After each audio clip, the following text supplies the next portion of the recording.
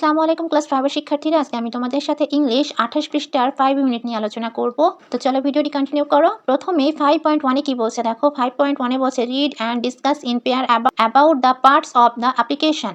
আবেদনপত্রের অংশগুলো সম্পর্কে জোড়ায় জোড়ায় পড়ে আলোচনা করো। 28 পৃষ্ঠাতে তোমরা যে অপশনটা দেখছো এটা হচ্ছে অ্যাপ্লিকেশন, এটা হচ্ছে একটা অ্যাপ্লিকেশন, ঠিক আছে। তো এই অ্যাপ্লিকেশনের মধ্যে থেকে আমি মেন কিছু ওয়ার্ড মিনিং তোমাদের জন্য আলাদা করে লিখে রেখেছি, তোমরা দেখে দেখে সুন্দর করে খাতায় লিখে নিতে পারো। আমি আগে পড়িয়ে দিচ্ছি, আমি আগে ওয়ার্ড মিনিংগুলো পড়িয়ে দিচ্ছি, তারপরে তোমাদের মেন অ্যাপ্লিকেশনটি পড়িয়ে দিব।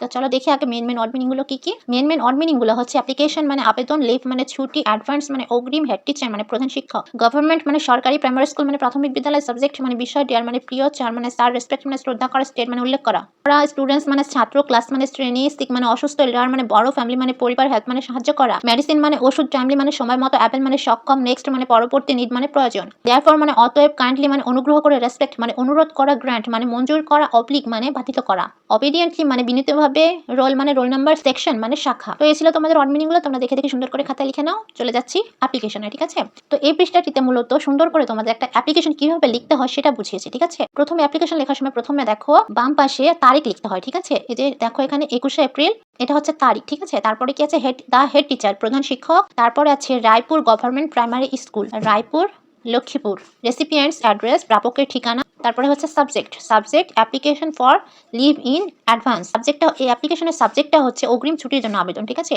তারপরে দেখো তোমরাও কিন্তু প্রথমে অ্যাপ্লিকেশন লেখার সময় একটা ডেট উল্লেখ করবা, তারপরে লিখবা হেড টিচার, তারপরে তোমরা যে স্কুল থেকে হচ্ছে অ্যাপ্লাইটা কোর্স হয় সেই স্কুলের নামটা লিখবা, তারপরে হচ্ছে স্কুলের নামটা লিখবা, তারপরে তোমরা যে বিষয় নিয়ে অ্যাপ্লিকেশনটা লিখছো বা আবেদনটা করছো সেটা সাবজেক্টের জায়গায় লিখবে, ঠিক আছে। তারপরে যে দেখো তারপরে কি কি লিখবা নিচে খেয়াল করো, আমি বলে দিচ্ছি। তারপরে লিখবা হচ্ছে ডিয়ার স্যার, এটা হচ্ছে সম্বোধন, ঠিক আছে। তারপরে কি আছে, সিচুয়েশন। তারপর দেখো বডিটা কিভাবে লিখবা, এখানে এই যে এখানে উইথ থেকে একদম নিচের এই যে 2 ডেজ এই পর্যন্ত, একদম নিচের এই যে 2026 এই পর্যন্ত হচ্ছে তোমাদের অ্যাপ্লিকেশনের বডিটা, ঠিক আছে।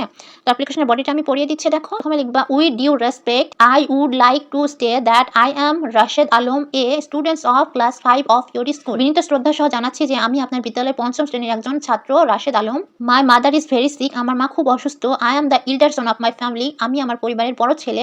I need to help my mother to take her medicine timely, আমাকে সময় মতো আমার মাকে ওষুধ খেতে সাহায্য করতে হয়। So I will not be able to come to school for the next 2 days, তাই আগামী 2 দিন আমি বিদ্যালয়ে আসতে পারবো না। I need leaves from 22 April 2026 to 23 April 2026, আমার 22শে এপ্রিল 2026 থেকে 23শে এপ্রিল 2026 পর্যন্ত ছুটির প্রয়োজন। এটা হচ্ছে বডিটা, ঠিক আছে। এটা হচ্ছে বডি মানে মূল অংশটা হচ্ছে এটা, ঠিক আছে। মানে এখানে তোমার যে তুমি কেন অ্যাপ্লিকেশনটা লিখছো বা তোমার আবেদনটা তুমি কেন লিখছো সেটা তুমি এই বডিতে বলে দিবা বা উল্লেখ করবা। তারপরে লিখবা হচ্ছে therefore I kindly respect you to grant me the leave advance from 22 April 2026 to 23 April 2026 and oblige thereby, অতএব 22শে এপ্রিল 2026 থেকে 23শে এপ্রিল 26 পর্যন্ত অগ্রিম ছুটি মঞ্জুর করার জন্য বিনীত অনুরোধ জানাচ্ছি। ইয়ার্স ওবিডিয়েন্টলি, বিনীত নিবেদক। ক্লোজিং, এটা হচ্ছে সমাপ্তি, ঠিক আছে। সমাপ্তির সময় এই যে ইয়োর ওবিডিয়েন্ট ব্যবহার করবা। তারপর হচ্ছে রাশেদ আলম, এখানে তোমার নাম ব্যবহার করবা, রোল নাম্বার 4 এখানে তোমার রোল নাম্বার দিবা, সেকশন এ মানে শাখা এ তোমারটা তুমি দিয়ে দিবা, তারপরে ক্লাস 5 তোমারটা তুমি দিয়ে দিবা, তারপরে আছে রায়পুর গভর্নমেন্ট প্রাইমারি স্কুল,